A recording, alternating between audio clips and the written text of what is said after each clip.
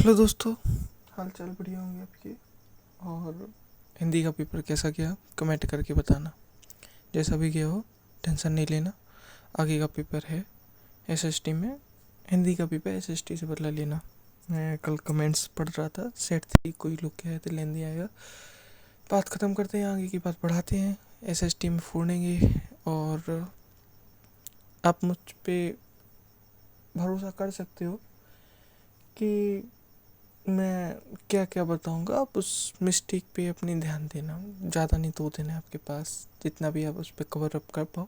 तो आप अपने मार्क्स गेन करना, जैसे हिंदी में गेन करने के लिए मैंने बताए थे। आपको मार्क्स गेन पता कैसे करना, पहले आप अपनी कमी देखो। आप क्या करोगे, आपकी कमी है कि आपको थ्योरी पता है पर आंसर्स का फॉर्मेट नहीं पता कि कैसे लिखें। मीन्स कि क्वेश्चन पता है कि हाँ कि ये क्वेश्चन है, एक मतलब फ्रेज कोट करके दे दिया, आपसे कहा आंसर लिखो। अब आप आंसर में मान के चलो नेशनलिज्म के बारे में क्वेश्चन पूछ रहा, आपने लिख दिया कुछ और मूवमेंट, खिलाफत मूवमेंट लिख दिया आपने। आपको पता ही नहीं कि क्वेश्चन के साथ कैसे कनेक्ट करना है। तो ये प्रॉब्लम है आपकी। अगर है तो कमेंट करके बताना, आगे चल के बात करते हैं। सेकंड है क्वेश्चन को गलत समझ लेना। वही बात कि पूछ वो नेशनलिज्म के बारे में रहा है कि नेशनलिज्म की फीलिंग कैसे रहेगी, तो आप खिलाफत मूवमेंट के बारे में लिख रहे हो, आप रोलेट एक्ट के बारे में लिख रहे हो। ऐसा नहीं होगा। आपको क्वेश्चन को समझना पड़ेगा। मैं बताऊंगा आगे क्वेश्चन कैसे समझने के। कीवर्ड्स का कम यूज़ करना है आपको। कैसे कि कीवर्ड का यूज़ आप कम यूज़ करते हो। मतलब मेरा कहने का मतलब था कि एनसीईआरटी के आपको डायरेक्ट फ्रेजेस उठा के लिख देना, बहुत बढ़िया होगा अगर कर पाओ। वैसे 2 दिन है, देखना मिनिमम आपको मिल सके कोई कोई आंसर में कोट कर देना फ्रेजेस, जिससे टीचर्स को लगेगा हाँ लड़का पढ़ने वाला है। आपके मार्क्स ज़्यादा नहीं काटेगा, स्टेप मार्किंग में आपके ज़्यादा मिनिमम चीज़ नहीं देखेगा वो। और लास्ट है क्वेश्चन आते हुए भी गलत कर लेना। बहुत बहुत बहुत आदत है ये। जैसे ये मेरे एसएसटी का पेपर है 2025 का सेट 2 था। मेरे में क्रोनोलॉजिकल क्वेश्चंस आए थे 20 मार्क्स में, जो एमसीक्यू में थे। अगर आपसे वो बन जाए तो बहुत बढ़िया, लेकिन मेरे में पूरे क्रोनोलॉजी थी। 1 chronology, 2 chronology, 3 chronology, 4, 5, 6, 7, 8, 8, 20 out of 8, sorry 9, 9, 10, 11, 20 out of 11 chronology। that you means that कि क्रोनोलॉजी इस साल भी आएंगी, लेकिन ये डिपेंड करता है सीबीएसई का कौन सा सेट मिलेगा। अगर आपकी किस्मत अच्छी है, अभी तक आती हुई है, तो आपको अच्छा मिल जाएगा। अगर आपकी किस्मत बुरी है तो राम भरोसे, फिर कुछ नहीं कह सकते, भगवान भरोसे। सीबीएसई का दोगलापन है भाई, क्या करें, कुछ नहीं कर सकते हम। जैसे मेरे में था, जब मैंने पेपर देखा मुझे रोलेट एक्ट के बारे में सब पता था, मैंने लिख दिया। मुझे necessary to adopt non conventional resource के बारे में पता था, मैंने लिख दिया। मुझे ये वाले 2 भी पता थे, मैंने लिख दिए। ग्लोबलाइजेशन के बारे में पता, मैंने लिख दिया। मैं आगे बताऊंगा कि मेरे मार्क्स कटे कहाँ पर, कि मैंने 98 मार्क्स अपने प्री बोर्ड में स्कोर किए, फिर मार्क्स मेरे इतने फैक्चुअल कैसे चले गए नीचे बोर्ड्स में कि मैं कुछ कर ही नहीं पाया।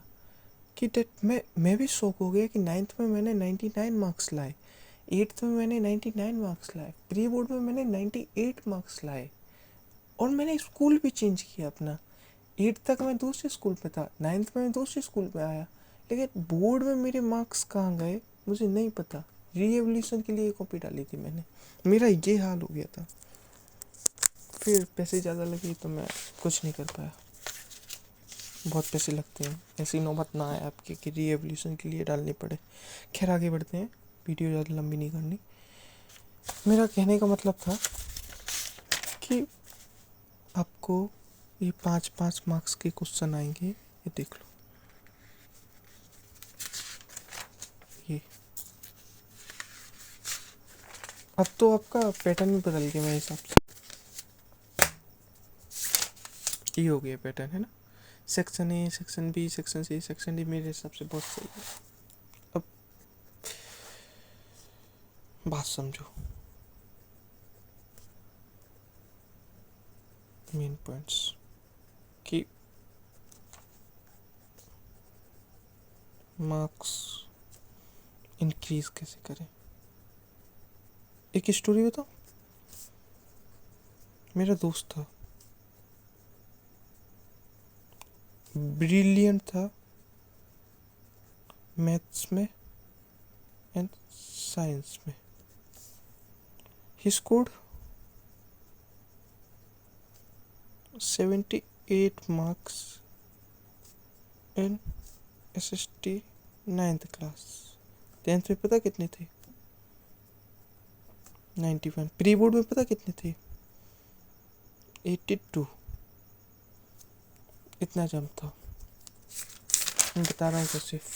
4 डेज में पूरा, मतलब उसे SST पसंद नहीं थी, उसने एक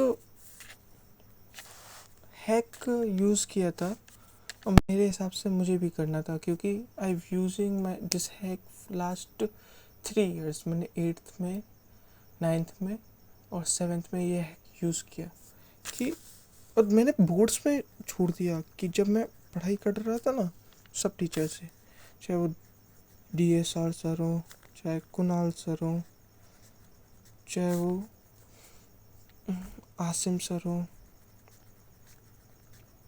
सब कह रहे थे आंसर्स पॉइंट्स में लिखो। पॉइंट्स में मतलब हवा बना दिया था बोर्ड्स का उन्होंने कि आंसर पॉइंट्स में होने चाहिए।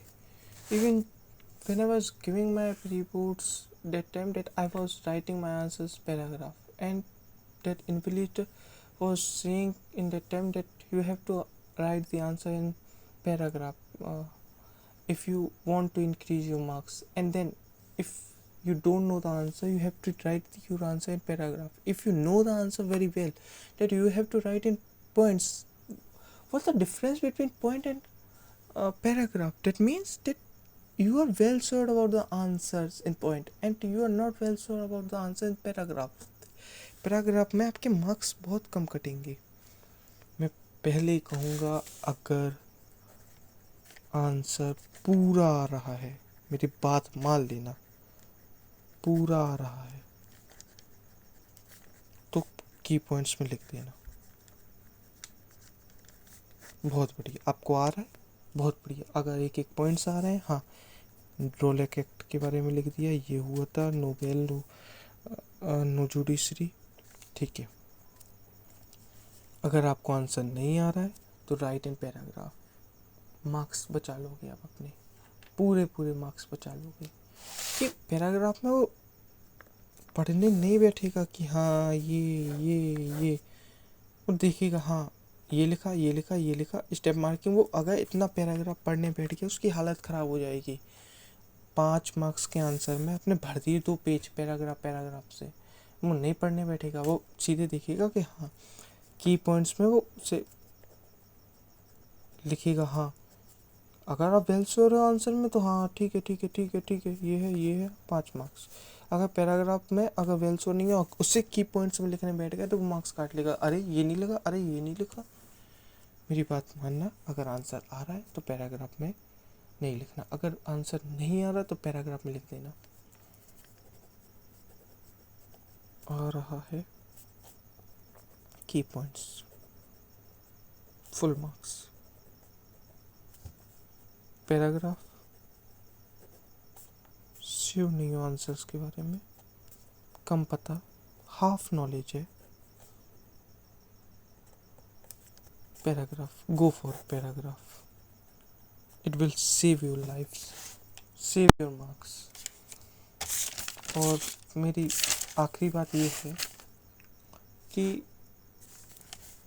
इकोनॉमिक्स हाई स्कोरिंग है, आप इसे पढ़ सकते हो कि हाँ इसमें मैं कर लूँगा। मैं बता रहा हूँ, sample paper last 2 years economics का कह रहा हूँ, ठीक है। हिस्ट्री में भी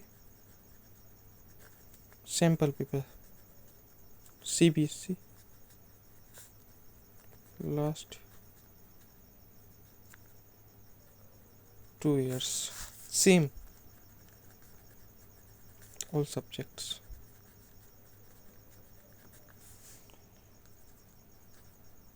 3 years PYQ for MCQ, all subjects all done। 3 + 2 = 5 years। अब जब उसी 2025 का सैम्पल पेपर दोगे एंड उसी 2025 का सेट 1 2 3 देखोगे, that you have shocked at how आपने कितना बना लिया पेपर। और आंसर्स की बात है तो ज़्यादा ग्रामेटिकली तो भूल जाओ, आपकी इंग्लिश नहीं है ये, आपको की पॉइंट्स देखेंगे वहाँ पे कि हाँ इतना पॉइंट्स लगा है, स्टेप मार्किंग है, उसमें ज़्यादा फैक्चुअल वाले आंसर आ रहा है तो पैराग्राफ में लिख देना, और कम हाफ नॉलेज है पैराग्राफ में आ रहा है तो की पॉइंट्स में।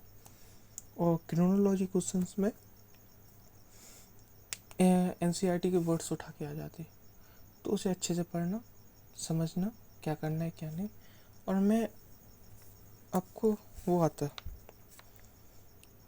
स्टेटमेंट बेस्ड क्वेश्चन, उसमें बच्चे बहुत फंसते।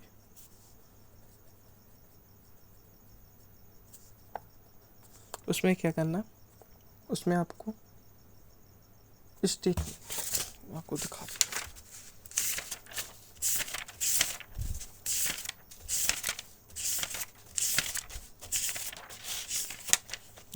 द गोल ऑफ डेवलपमेंट पे also be continue exam the statement through example. अब तो मैं भूल गया, हिस्ट्री मुझे आती है क्योंकि मैं हिस्ट्री पढ़ रहा हूँ, मुझे आगे के एग्जाम्स में हिस्ट्री का यूज़ है।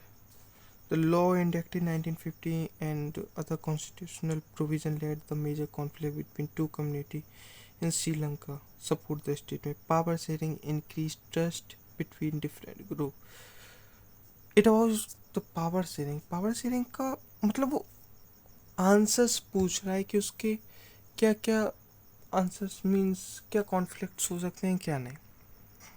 ट्रस्ट बिटवीन टू ग्रुप्स, अब I am not remembering that what was going on there because it's been a 2 year, how can I remember that।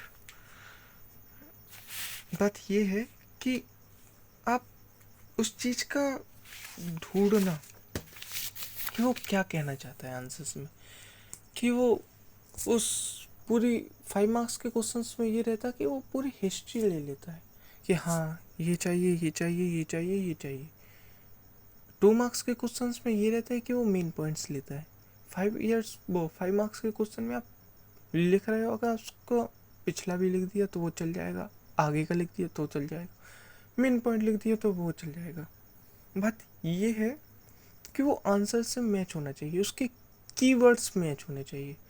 अब ये तो नहीं कि आप कीवर्ड्स डिट्टो मैच हो जाए, मीनिंग्स मैच होने चाहिए, तभी 5 मार्क्स के क्वेश्चन में है बता रहा हूँ आपको कि आपको आंसर्स को आप हाफ नॉलेज में आप हमेशा आंसर अपना पैराग्राफ में लिखना, हाफ नॉलेज का आंसर। अगर आपको फुल नॉलेज है तो पॉइंट्स में go for it my brother and sister, please go for it. If you have the full knowledge of the question answer, then go for it the paragraph. Key points, keywords. एक और video डालूंगा, उसमें बताऊंगा कि आपको time manage कैसे करना है, कि मैंने भी टाइम मैनेज किया था, और मैं ये भी बताऊंगा कि क्या गलती नहीं करनी। मिलते हैं अगली वीडियो में। Thanks and see you next video. I will drop the next video tomorrow. Bye.